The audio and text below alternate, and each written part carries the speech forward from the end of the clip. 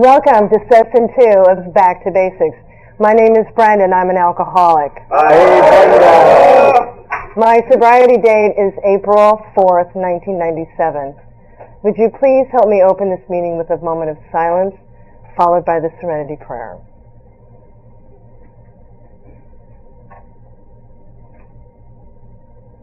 To accept the things I cannot change, the courage to change the things I can, and the wisdom to know the difference. We're about to take our second journey back to the early days of Alcoholics Anonymous, back to the 4 one-hour beginners meetings of the mid-1940s. During this session, we'll complete the surrender process we started last week. In addition, we will learn how to identify the shortcomings that prevented us from establishing an intimate two-way relationship with the God of our understanding. Okay, time travel. 1946. Welcome to session number 2 of the Alcoholics Anonymous Beginners Meetings. Together we're taking the 12 steps based on the directions found in the Big Book of Alcoholics Anonymous and the personal experiences of our AA pioneers. Our names are Wally and Brenda, and we are members of Alcoholics Anonymous. We are grateful our AA group has asked us to lead these sessions. This is one way we can be of service to others and at the same time grow in the fellowship of the Spirit. Our goal is to recover from the seemingly hopeless state of mind and body known as alcoholism, and recover we will. The August 1946 issue of the AA Grapevine contains an article titled, Minneapolis Record Indicates that 75% are successful in AA. The article demonstrates the importance of the beginners' meetings. In Minneapolis, about half of those who stayed on the program for 3 months recovered from alcoholism. Almost 3/4 of those who remained involved for 6 months never drank again. Never did what? Never drank again. Yes. In other areas of the country where beginners' meetings are an integral part of the recovery process, we are seeing similar results. We remain involved in the beginners' meetings by taking the 12 steps, helping others through the steps, and if possible, leading these sessions. If you participate in the beginners' meetings long enough, you will experience the miracle and you will recover from alcoholism. During this session, we'll take steps 2, 3, and provide you with the guidelines for taking the 4th step. During the next week, each newcomer is to share his or her inventory with another person. Several older members have told us the only way to understand the Big Book is to try to explain it to someone else. They were right. We didn't realize how little we knew about our textbook for recovery until we started leading these meetings. So we want to thank you for providing us the opportunity to learn more about our spiritual program of action by once again taking the steps along with you. As we have learned right here in these beginners' meetings, each time we take the steps, we grow spiritually. Before we begin, we make sure that newcomers have somebody here to help them with the steps. In order for the process to work, sponsors and sharing partners must accompany the newcomers to these sessions. Are there any newcomers here for the second session without their sponsors or sharing partners? Do we have anybody new this session? We do. Okay. Who would like to sponsor this man? Do we have somebody that can rise to the occasion? Okay. Papa James, thank you, and welcome. Glad that you're here. As we explained last session, since you are new, I need to ask you first step questions so that you can be on the same page as the rest of the group. Do you concede to your innermost self that you are an alcoholic? Yes or no? I do. Okay, well, welcome. Glad you're here. And you'll get to meet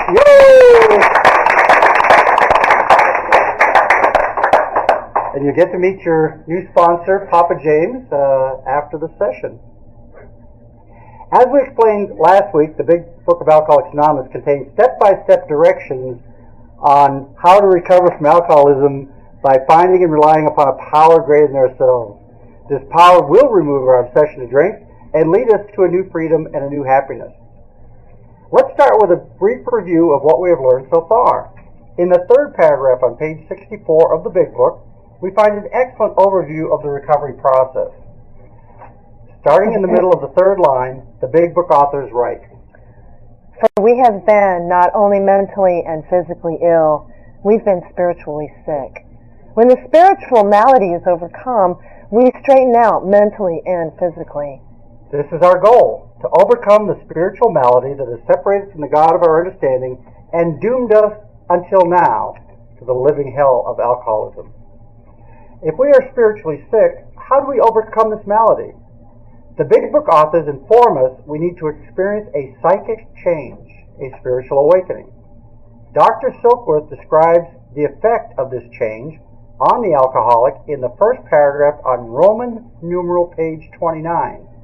That's XXIX. There, Dr. Silkworth states, On the other hand, and strange as this may seem to those who do not understand, once a psychic change has occurred, the very same person who seemed doomed, who had so many problems he despaired of ever solving them, suddenly finds himself easily able to control his desire for alcohol, the only effort necessary being that required to follow a few simple rules. Rules? Rules. There are rules? What are these simple rules? They are, quote, trust in God and clean house, end of quote, plus, quote, help others, end of quote. That's it. A few simple rules. Trust in God and clean house, plus help others. If we follow these guidelines, we will receive the ultimate reward, a spiritual awakening. Last week we started on our journey to the spiritual awakening by taking step 1. We conceived to our innermost selves we were powerless over alcohol, that is, we were alcoholics. Will those who have taken step 1, either at the conclusion of last week's beginner's meeting or during the week with a sponsor or sharing partner, please stand. He's taken step 1 and is ready to proceed with the rest of the journey.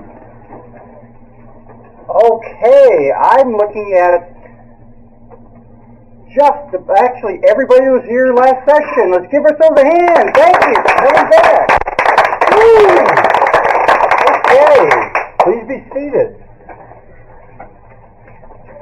We commend you for admitting that you have a problem. As the Big Book says, this is the first step in recovery. Your admission is a major accomplishment since most alcoholics live in total denial that they do have a drinking problem. We are now ready to proceed. Step 2. Came to believe that a power greater than ourselves could restore us to sanity. Now that we have admitted we are alcoholics, let's look at what we have to do in order to recover.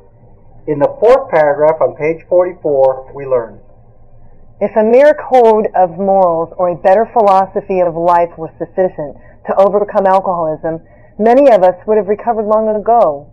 But we found that such codes and philosophies did not save us, no matter how much we tried. We could wish to be moral. We could wish to be philosophically comforted. In fact, we could will these things with all our might, but the needed power wasn't there. Our human resources, as marshaled by the will, were not sufficient. They failed utterly. What is it going to take for us to find this power? The answer is in the back of the Big Book within Appendix 2. Starting with the 2nd paragraph on page 568, that's in the very back of the book, we find, most emphatically, we wish to say that any alcoholic capable of honestly facing his problems in the light of our experience can recover, provided he does not close his mind to all spiritual concepts. He can only be defeated by an attitude of intolerance or belligerent denial. We find that no one need have difficulty with the spirituality of the program. Willingness, honesty, and open-mindedness are the essentials of recovery, but these are indispensable. And this is how it works. Honesty, open-mindedness, and willingness. This is the how. The Big Book authors maintain that our arrogance and short-sightedness keep us in the dark and block us from the sunlight of the Spirit. Bill W., our New York City co-founder, had a great deal of difficulty accepting the spiritual solution to alcoholism. In Bill's story, he explains how he came to believe. In late November 1934, Ebbie T. visits Bill at his Brooklyn, New York home. It is during this visit that Bill first learns about the concept as God as you understand God. As we mentioned last week, Evie is one of Bill's high school friends and a former drinking companion. Evie has been sober in the Oxford group for several months. He tells Bill his life has been transformed as the result of practicing the Oxford group 4 spiritual activities, which are surrender, sharing, restitution, and guidance. Let's do that all as a group. The 4 spiritual activities are surrender, sharing, restitution, and guidance. All right, thank you. Bill is shocked when Evie starts talking about God. However, he does listen because he realizes Evie's life has truly changed. He is sober for the first time in many years. Let's pick up the story in the first paragraph on page 12. Despite the living example of my friend, there remained in me the vestiges of my old prejudice. The word God still aroused a certain antipathy. When the thought was expressed that there might be a God personal to me, this feeling was intensified. I didn't like the idea. I could go for such conceptions as creative intelligence, universal mind, or spirit of nature, but I resisted the thought of a czar of the heavens, however loving his sway might be. I have since talked with scores of men who felt the same way. But then, Evie presents Bill with a revolutionary proposition. My friend suggested what then seemed a novel idea. He said, "Why don't you choose your own conception of God?" That statement hit me hard. It melted the icy intellectual mountain in whose shadow I had lived and shivered many years. I stood in the sunlight at last. It was only a matter of being willing to believe in a power greater than myself. Nothing more was required to make my beginning. I saw that growth could start from that point. Upon a foundation of complete willingness, I might build what I saw in my friend. Would I have it? Of course I would. Bill's spiritual journey begins when he becomes willing to believe. This journey leads Bill to a God of his own understanding. Now let's look at how the Big Book authors describe God. In the middle of page 46, they ask us to set aside any contempt we might have for spiritual principles and consider our own concept of God. If we do, we will be in a much better position to understand the AA solution for the alcohol problem. Starting with the third line in the first paragraph, they write, We found that as soon as we were able to lay aside prejudice and express even a willingness to believe in a power greater than ourselves, we commenced to get results, even though it was impossible for any of us to fully define or comprehend that power, which is God. The Big Book authors clearly state that it is impossible to define God. We have to stop trying to comprehend God with our minds and start accepting God with our hearts. In the first paragraph on page 47, they explain the concept of God as you understand God. When therefore we speak to you of God, we mean your own conception of God. This applies too to other spiritual expressions which you find in this book. Do not let any prejudice you may have against spiritual terms deter you from honestly asking yourself what they mean to you.